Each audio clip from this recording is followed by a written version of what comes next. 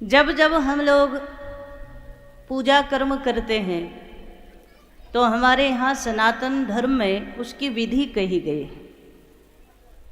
शिव महापुराण में भी बड़े सुंदर भाव से नित्य नैमित्तिक कर्म कहे गए। जैसे आप सभी लोग गृहस्थी लोग बैठे, गृहस्थी लोगों के लिए 6 कर्म कहे गए। गृहस्थी को 6 कर्म नित्य प्रतिदिन करना है। कौन कौन से? स्नानम संध्या जपश्चैव देवतानां च पूजनम वैश्वदेवम तथातिथ्यम षट्कर्माणि दिने दिने। सबसे पहला काम है स्नान। गृहस्थी को शारीरिक शुद्धि के लिए स्नान जरूरी है, स्नान करो। फिर संध्या करो।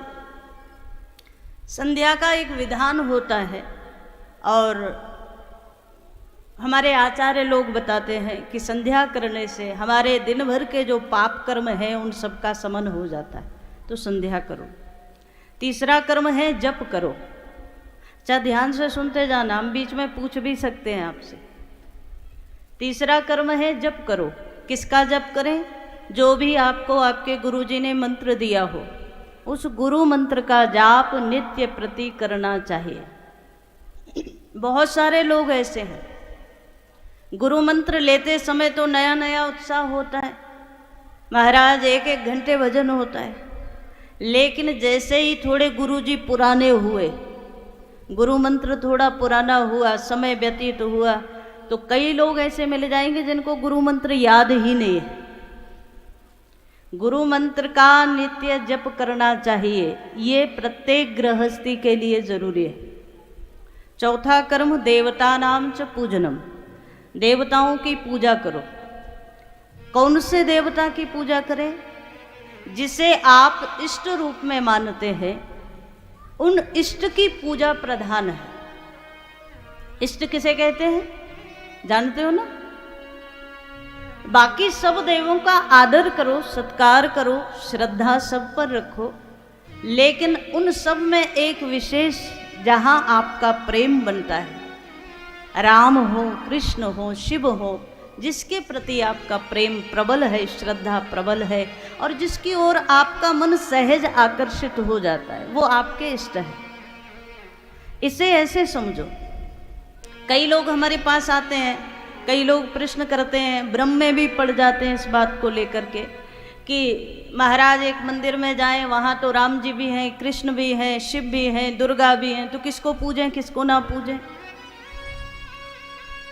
इसे ऐसे समझो जैसे आपका विवाह संबंध आपके माता पिता ने जिसके साथ कर दिया, संबंध तो उसके साथ हुआ है, पर आप जब ससुराल आते हो, इन माताओं को कह रहे, जब आप ससुराल आई तो ससुराल में सास ससुर भी मिले, अन्य परिवारी जन भी मिले, उनसे भी किसी से कोई संबंध, किसी से कोई संबंध, किसी से कोई संबंध।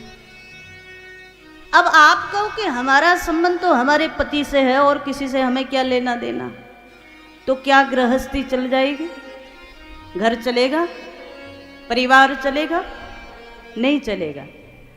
भले ही संबंध आपके पति से है, उनके साथ आपने अग्नि के फेरे लिए हैं, सप्तबंधन लिए हैं, सप्तवचन आपने दिए हैं, तो भले ही सबसे बड़ा संबंध किसके साथ है? पति के साथ, लेकिन फिर भी पति के संबंध से जितने संबंध जुड़े हैं वो संबंध भी सब उतने ही आदर और उतने ही सम्मान के योग्य, उतने ही प्रेम के योग्य। ठीक है, चाहिए। इष्ट जो होता है, इष्ट से हमारा विशेष प्रेम जुड़ा है, वो सर्वोपरि है, हमारा उनसे संबंध सर्वोपरि है। लेकिन इसका मतलब ये नहीं कि अन्य देवताओं की निंदा करने लगो। सेवा सबकी करो, पूजा सबकी करो, प्रणाम सबको करो, और सबसे आखिरी में मानो हमारे इष्ट देव राम हैं, तो सबकी पूजा के बाद प्रार्थना करो और मांगो कि हमारा राम जी के चरणों में प्रेम बन जाए, ऐसी कृपा करो। तो आप सबकी सेवा करते हुए भी अपने इष्ट से प्रेम कर सकते हो।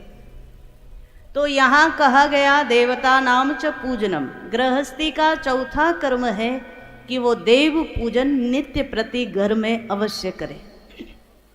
कई घरों में हम जाते, लोग बातें बड़ी बड़ी करते, लेकिन कई घरों में जाए ना, वहाँ महाराज बेडरूम लाखों का पत्थर लगा दिया लोगों ने, लाखों की सजावट करा ली, और तो और बाथरूम में भी लाखों खर्च कर दिए। लेकिन भगवान के मंदिर में अगर कहीं चले गए तो भगवान के मंदिर में एक एक अंगुल धूल जमी है और उसमें भगवान ठाकुर जी बैठे हैं। एक क्षण के लिए सोच कर देखो, क्या ऐसे गृहस्थी के घर में देवताओं की कृपा होगी, भगवान की कृपा होगी?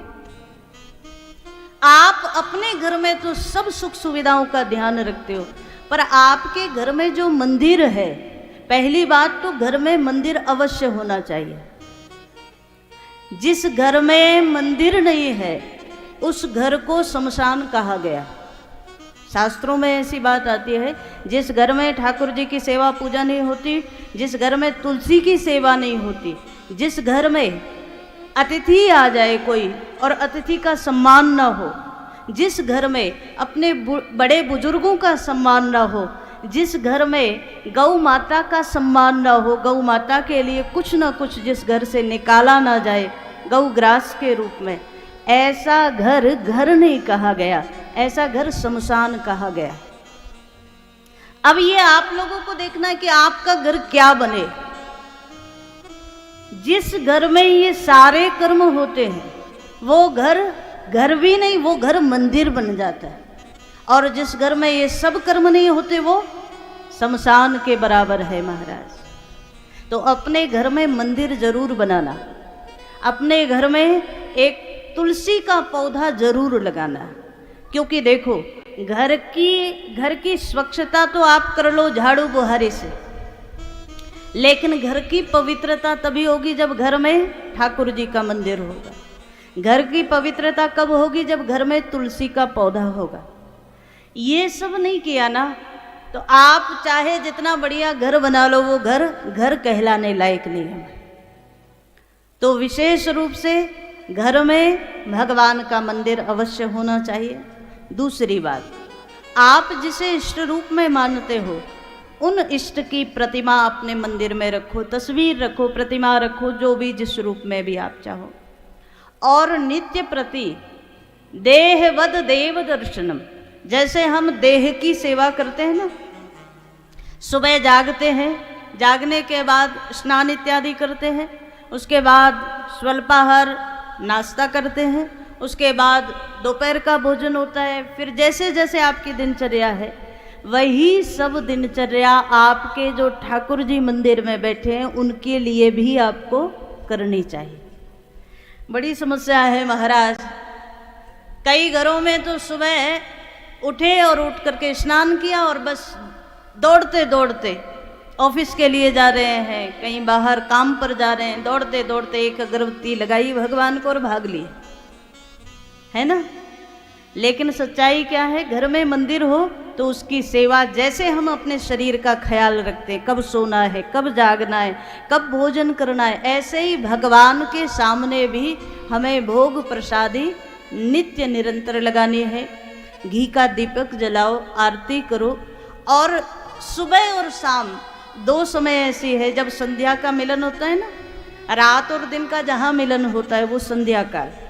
संध्या काल में हर गृहस्थी के घर में एक तो दीपक जरूर प्रज्वलित होना चाहिए। तुलसी पर दीपक रखो और ठाकुर जी के मंदिर में एक दीपक घी का बनाकर अवश्य लगाओ। और दूसरी बात, सुबह और शाम में ज़्यादा नहीं कर सकते तो कुछ देर 5 मिनट ही बैठो, लेकिन भगवान के नामों का कीर्तन अवश्य करना चाहिए। इसको करने से क्या होता है? कहा हमारे घर में जो गलत प्रकार की ऊर्जा आ जाती है ना, जिसे हम लोग नेगेटिव ऊर्जा कहते हैं, रोज जब हम अपने घर में भगवान की सेवा करते हैं, दीप प्रज्वलित करते हैं और भगवान के नामों का गुणगान करते हैं, तो हमारे घर से गलत प्रकार की जो चीज़ें हैं वो भाग जाती हैं और हमारे घर में सकारात्मक ऊर्जा का प्रवाह होने लगता है। हमारे घर में नित्य निरंतर भगवान की कृपा की अनुभूति हमें होने लगती है। जो काम बिगड़ रहे हैं वो सब काम सही होने लगते हैं। इसलिए इतना तो जरूर करना। तो कितने काम बताए हमने गृहस्थों के लिए? पहला स्नान करना, दूसरा संध्या, तीसरा जपश्चैव जप करना और चौथा देव पूजन करना। ये नित्य के कर्म है, 15 दिन में एक बार नहीं करना, रोज करना है। और पांचवी चीज कही है वैश्वदेवम। हमारे यहाँ हमारे ऊपर कुछ ऋण होते हैं, उन ऋणों को उतारने के लिए कई बार आपने देखा होगा बूढ़ी बुजुर्ग माताएं, आपकी दादी नानी, वो सब चूल्हे पर जब भोजन बनता था तो पहले तो परंपरा यह थी अग्नि प्रज्वलित करके पंचग्रास उसमें किया जाता था। फिर धीरे धीरे वो परंपरा समाप्त होती गई। उसके बाद हमारे घर की जो बड़ी बुजुर्ग माताएं हैं, अभी भी जो कुछ बुजुर्ग माताएं यहाँ बैठी हैं वो सब जानती होगी, चूल्हे पर जिनके यहाँ भोजन बनता था तो चूल्हे पर प्रथम ग्रास जो है वो गाय का निकलता था, पहली रोटी, और उसके बाद में 2 रोटी पर घी लगाकर चीनी रख करके और वो पंचग्रास 5 बार उसका टुकड़ा कर करके अग्नि में हवन किया जाता था। यहाँ भी कुछ माताएं बैठी होंगी करते हैं, अब तो सब भूल गए महाराज। अब तो गाय की भी रोटी निकालना भूल गए।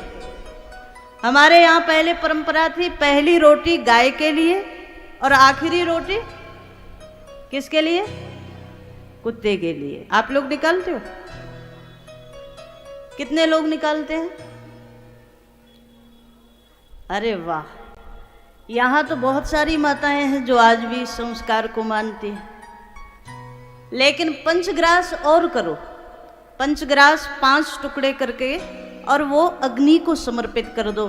तो यहाँ जो हमारे ऊपर 3 ऋण होते हैं, देव पितृ ऋषि ऋण, उनका तर्पण होता है, उनकी तृप्ति होती है और हमारे जीवन में जो पितृ दोष इत्यादि की समस्याएं वो सब समाप्त हो जाती है।